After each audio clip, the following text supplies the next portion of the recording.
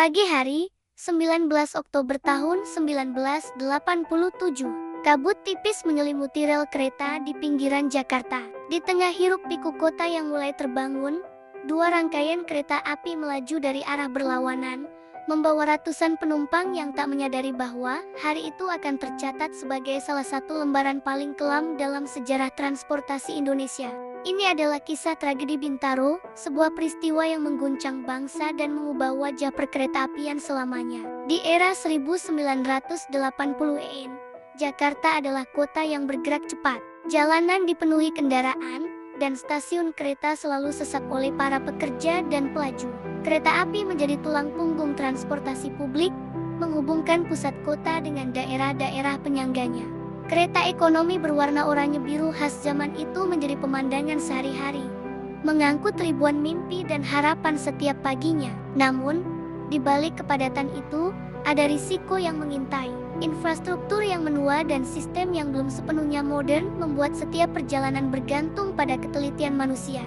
Saat itu, perjalanan kereta di lintas Jabodetabek begitu padat, sehingga satu kesalahan kecil saja bisa berakibat fatal. Dan pagi itu, kesalahan itu benar-benar terjadi. Dua aktor utama dalam drama ini adalah kereta api 225 yang berangkat dari Rangkas Bitung menuju Jakarta Kota, dan kereta api 220 yang bergerak dari Tanah Abang menuju Merak.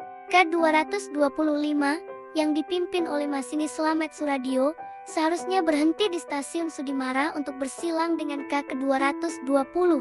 Namun, sebuah miskomunikasi fatal terjadi.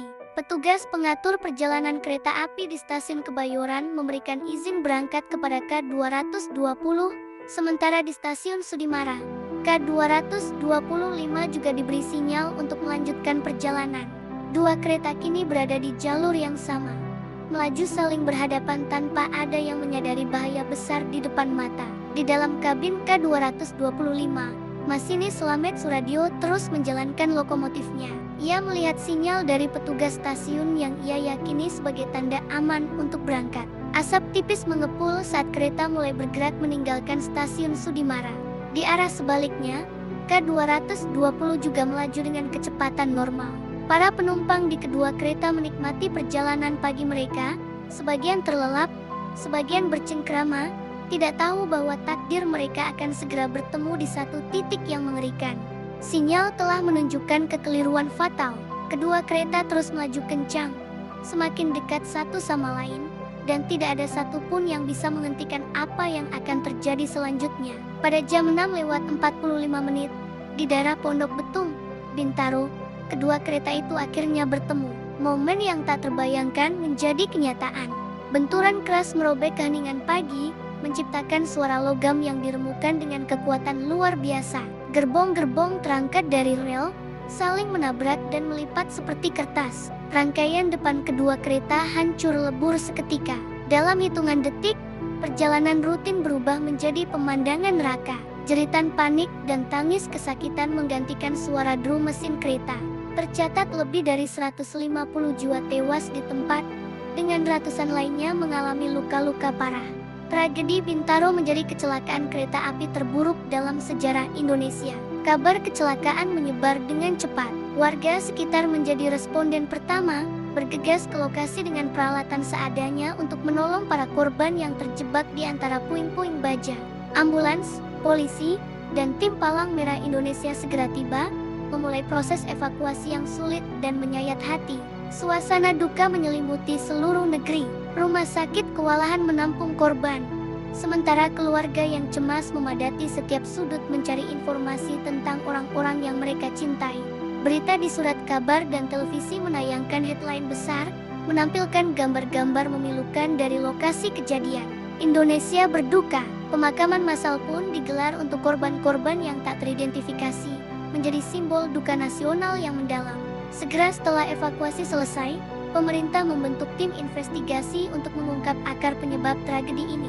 Para ahli teknis, pejabat perkeretaapian, dan aparat hukum bekerja sama memeriksa setiap detail. Mereka merekonstruksi ulang kejadian, menganalisis diagram sinyal, dan mewawancarai para saksi kunci. Hasil penyelidikan menyimpulkan bahwa kecelakaan ini disebabkan oleh kombinasi tragis dari berbagai faktor, miskomunikasi fatal antar petugas stasiun, kegagalan fungsi peralatan sinyal, dan yang paling utama, kelalaian manusia atau human error. Beberapa petugas akhirnya dinyatakan bersalah dan harus menanggung konsekuensi hukum atas kelalaian mereka. Tragedi Bintaro menjadi tamparan keras bagi dunia perkereta-apian Indonesia. Peristiwa ini memaksa pemerintah dan PT Kereta Api Indonesia, yang saat itu masih bernama PJK, untuk melakukan evaluasi total terhadap sistem keselamatan transportasi. Pelajaran pahit ini mendorong lahirnya perubahan besar. Sistem persinyalan mulai dimodernisasi dari sistem mekanik menjadi elektrik. Jalur ganda dibangun di rute-rute padat untuk menghilangkan risiko tabrakan langsung. Prosedur operasi standar diperketat, dan pelatihan untuk masinis serta petugas stasiun ditingkatkan secara signifikan. Tragedi ini menjadi katalisator bagi modernisasi perkeretaapian di Indonesia, memastikan bahwa pengorbanan ratusan nyawa tidak menjadi sia-sia. Hari ini, rel kereta di Bintaro telah menjadi saksi bisu dari sebuah masa lalu yang kelam. Senja yang turun perlahan di atasnya seolah mengingatkan kita pada sebuah pengorbanan besar.